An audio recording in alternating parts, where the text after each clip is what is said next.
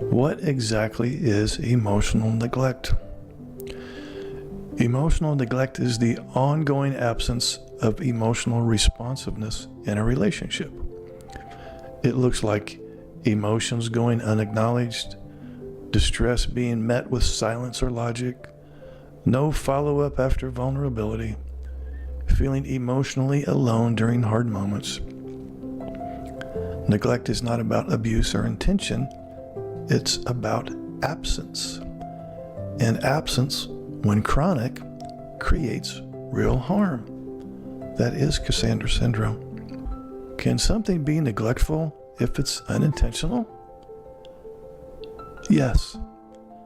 Intent does not erase impact. For example, a child can be unintentionally neglected. A partner can be unintentionally neglected. A need can go unmet without malice and still cause pain. Autism may explain why emotional responsiveness is limited, but it does not change what it feels like to live without it. Both realities matter. Why does every emotional conversation end badly? Well, the answer is because you and your ASD husband are often having two different conversations at the same time. You're speaking from emotion, meaning, history, accumulated pain, but he may be hearing criticism, failure, a problem to fix, an expectation he can't meet. So while you're trying to connect, his nervous system may be bracing, and the result isn't resolution, it's overload. Why doesn't explaining it better help? Well, the answer is because clarity doesn't resolve capacity limits. We're talking about capacity limit in your ASD husband. You may be choosing your words carefully, you're staying calm, you're giving examples, you're trying not to blame. But if your ASD husband struggles to process emotional information in real time, more explanation increases cognitive load. That doesn't increase understanding. So what feels like clarity to you can feel like pressure to him, and pressure leads to shutdown. You've been living it. Why does he get defensive when I talk about my feelings?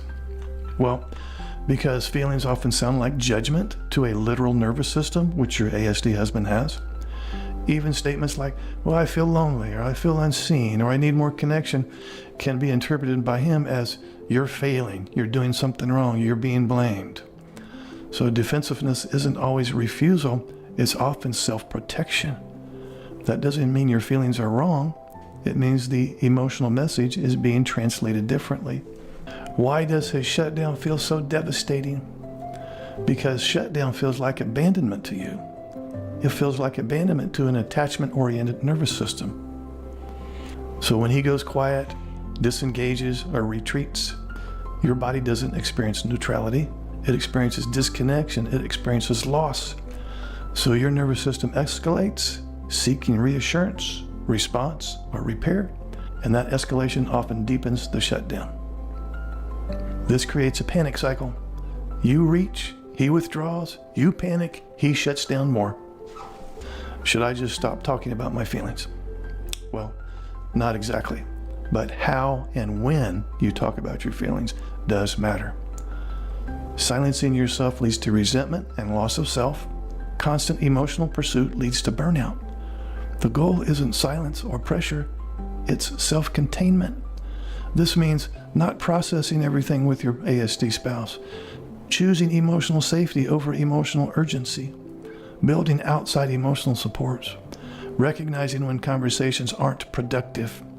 So talking less isn't giving up, it's conserving yourself. Why do I feel more sensitive now than I used to? Well, the answer is because prolonged emotional deprivation heightens emotional reactivity. When emotional needs go unmet over time, your nervous system becomes hyper alert, not because you're fragile, but because connection has been uncertain. Small moments start carrying heavy meaning. For example, a neutral tone feels rejecting, silence feels like abandonment, missing bids feel devastating. This isn't sensitivity, it's emotional hunger, and hunger always intensifies their response to scarcity. Why does he say I'm overreacting? Okay, because he's responding to volume, not context. Your spouse on the autism spectrum often assesses emotional situations based on observable intensity, immediate logic, and efficiency. He doesn't automatically register the history behind your emotions. So when years of unmet needs pour out in one moment, he sees an overreaction, while you're expressing accumulated pain. The issue isn't exaggeration, it's compression. Why do I feel like I'm losing emotional control? Okay, because emotional regulation requires emotional safety. When your inner world is consistently unseen, your nervous system stays activated. This leads to tears that come easily, irritability, anxiety, emotional exhaustion, a sense of internal chaos. You're not regressing, you are depleted. Now, self-regulation isn't something you fail at, it's something that erodes when support is absent. How do I know if my needs are reasonable? Okay, well, a need is reasonable if it's about emotional safety, if it involves being seen and responded to, and if it does not require someone to become a different person. So listen, wanting empathy during distress, wanting emotional presence, wanting responsiveness, wanting mutual care is not excessive. What is unreasonable is expecting yourself to thrive without emotional nourishment. Why do I feel needy and ashamed for wanting connection? Well, the answer is because emotional starvation gets mislabeled as neediness and clinginess. When connection is inconsistent, the nervous system reaches harder, seeks reassurance, amplifies emotional signals, and from the outside, this can look like neediness. But from the inside, it's survival. But shame enters when your natural responses are repeatedly invalidated. What if I am really too sensitive? Okay, well, first of all, sensitivity is not a defect.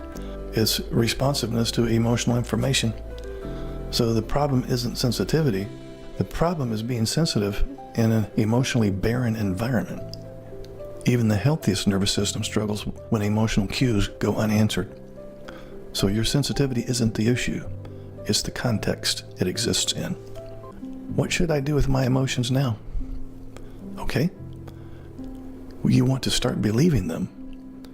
Not necessarily acting on them, not explaining them, not suppressing them, just acknowledging something in me needs care. Emotions are instructions, they're information, and right now your emotions are telling you something important. So if you've been told you're too sensitive, you're whiny, clingy, let me offer a different perspective. What if you're not sensitive, but you're starving? What if your tears are signals, not flaws? What if your emotions are asking for honesty, not suppression? Hey, this is Mark Hutten. Would you like to schedule a one-on-one Zoom call? Okay, it's so simple. Just look under any of my videos in the description area. Click on this Calendly link. Now you see my calendar. Pick your month, your day, anytime that's available. Enter your name and email address. Then you'll get a follow-up email with the Zoom link on the day and time that you picked. And voila, we will talk.